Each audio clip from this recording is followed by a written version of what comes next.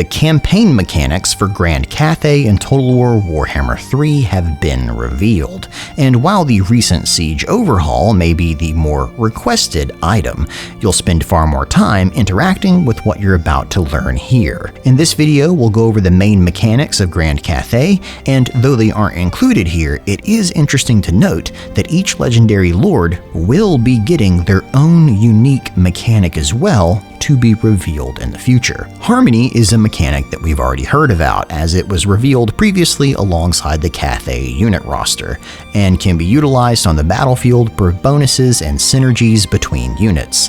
And if you haven't seen that video yet, you can find it linked above. But Harmony is more than just making sure to put an archer next to your infantry unit on a battlefield. You also have to preserve the balance of yin and yang on the campaign map. Lord choices, buildings, and technology will all nudge your faction one way or the other, and should you drift towards one side, it will become easier to push back to the center, but your overrepresented buildings will be less effective, and control of your provinces will drop. Keeping your harmony in the middle provides the biggest rewards, giving additional bonuses to all areas of your empire and the ability to summon the spirits of long-dead ancestors in battle. All of this is tracked on a handy bar at the top of your screen. And at this point, you should be asking, "Hey, Cody, where's that handy bar?" Well, it's on the campaign map, and as there hasn't been an official campaign map reveal yet, CA decided it was best to show nothing, which unfortunately will come up again in a moment. The Wujing Compass isn't just a weird chariot unit in Cathay's army. It's also a huge magical device built into the holy city of Wujing, created by the celestial dragon emperor to control the winds of magic in Grand Cathay. It was built to funnel the magic north and help defend the Great Bastion, but the children of the dragon emperor can now use it to kind of point it where they want it to go. Whichever way you point the compass now, magic flows. Each direction has certain buffs and benefits that are only active when the winds flow towards it, as well as passive buffs that work regardless of direction but can be improved as the winds gather there. The longer the compass points in that direction, the higher the benefits go, but if you turn it somewhere else, the benefits will slowly drain away.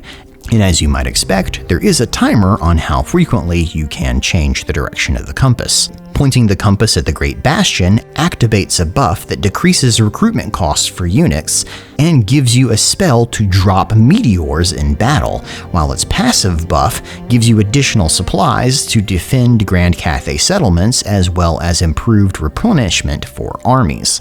Pointing it towards the Celestial Lake gives additional income and stronger winds of magic growth in Grand Cathay regions, with a passive growth bonus to all Cathay factions. Turning the company west to the Warpstone Desert activates a buff that lowers corruption across Grand Cathay. It tanks the leadership of enemy armies inside the nation and lowers their wind of magic reserves. It actually doesn't have a passive buff though because, quote, its massive amount of warpstone, end quote, which is a bit lame and I hope that's revisited. The Dragon Emperor's Wrath only triggers at full energy, when it's soaked up a bunch of magical wind. It will then apply massive attrition damage to all chaos forces besieging the Great Bastion, which massive is a pretty specific word, so this should be the big chunkus of attrition damages. Normally though, it gets a passive buff to control/public order for all Grand Cathay factions. It's important to note that the specific numbers attached to each one of these 4 directions are not finalized, as this is still very much being tweaked, and I do feel like there may be some balance issues here that should be addressed before releases, as currently pointing it towards the Great Bastion does seem to give the by far and away best buffs. The Great Bastion itself sits astride the northernmost part of Grand Cathay. While Miao Ying's proximity at the beginning of the game makes it more her problem at the start, Zhao Ming will need to keep an eye on it as well, as it is vital to the defense of all Cathay. The Great Bastion takes the form of a massive, impassable wall with 3 gates that must be controlled and held by the forces of Grand Cathay. Chaos forces are constantly attempting assaults on it, but larger forces will slowly build up in the wastelands for a controlled big push. These must be dealt with either by sallying forth beyond the walls or by preparing your defenses to receive them by issuing commandments and repairs on each gatehouse. Threat to the Great Bastion is tracked through a meter at the top of the screen, which fills as Chaos prepares an assault, and falls if they are defeated. Keeping the threat low and reaching 0 are looked on favorably by the Celestial Dragon Emperor, who will reward those who do so.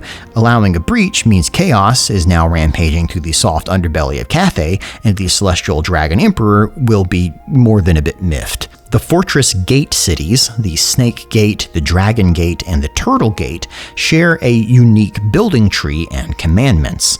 You'll need to balance constant vigilance and the need to go out in the waste and fight the armies with recuperation. And once a gate is returned to its full glory at Tier 5, it reduces the cooldown on using the Wujing Compass.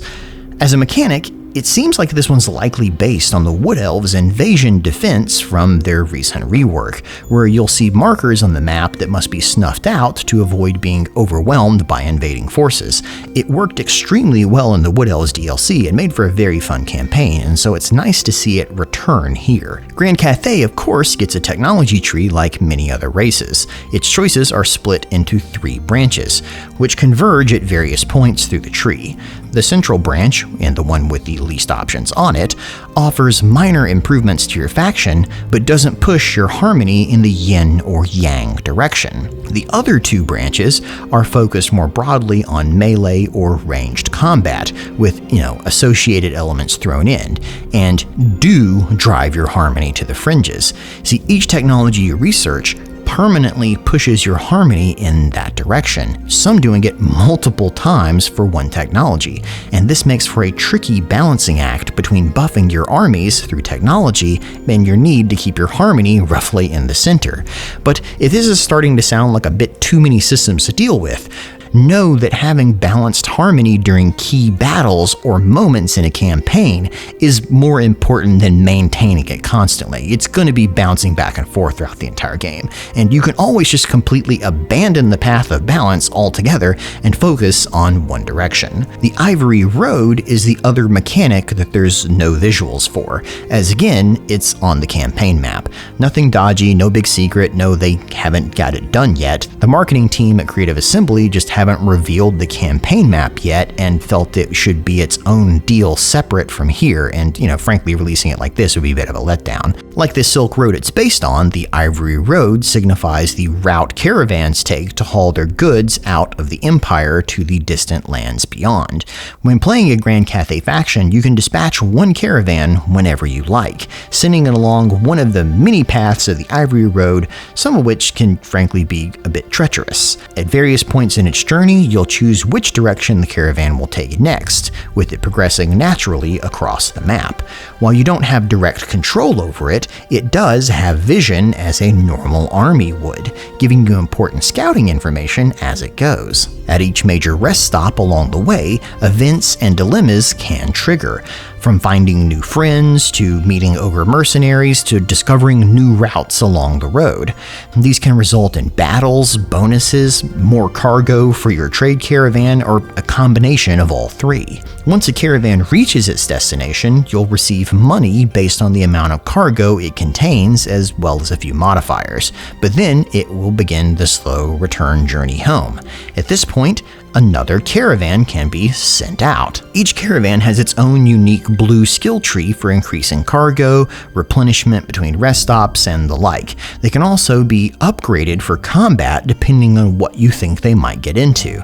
The key to this mechanic is either to find safe routes along the Ivory Road or build caravans that can tough it out in the big wide world, because every ogre, skaven, and mercenary along the path wants to loot it. If you're playing against Cathay, you can find these caravans on the map and attack attack them. Destroying them after a battle is a good way to starve Cathay of resources, though it is an act of war. There are some rebel caravans on the map, though, that may prove for easier pickings. There's no word yet on what monetary benefits you would get for raiding a caravan, though you would assume they're there, and the words filthy, stinking, and camels come to mind. Also rich. Of all the mechanics revealed, this is the one I actually find the most interesting, as it sounds a bit like Sudreyar 2.0 mixed with the recent Mythos DLC for Troy. For those that didn't play Thrones of Britannia, the Norse faction of Sudreyar had a trade expedition mechanic where a boat would leave port and dilemmas would pop up along the way, and at the end of its journey, if you chose correctly, you would get a prize of some kind. The monster hunts in the recent Troy Mythos DLC were a refined version of that idea. You put together an army specifically for the monster hunt, and it's then taken out of your control and sent along a series of quests. You fight battles along the way and make choices just like they're saying for the Ivory Road. The difference here is that this army is still on the map somehow, which is a very interesting choice that raises a lot of questions about how it will or will not interact with other forces on the map. Can you see upcoming ambushes coming? As you expand your empire, does it lessen the chance of attacks? Can you tame the Silk Road? I mean, if nothing else, you won't ever be bored as Cathay, as there seems to always be some mechanic that you're going to need to be interacting with between these attacks. I'll be curious to see how all of these play when we get our hands on the live map, and look forward to sharing that coverage with you when the time comes. But until then, subscribe to be notified about future Total War news, and as always, thanks for watching.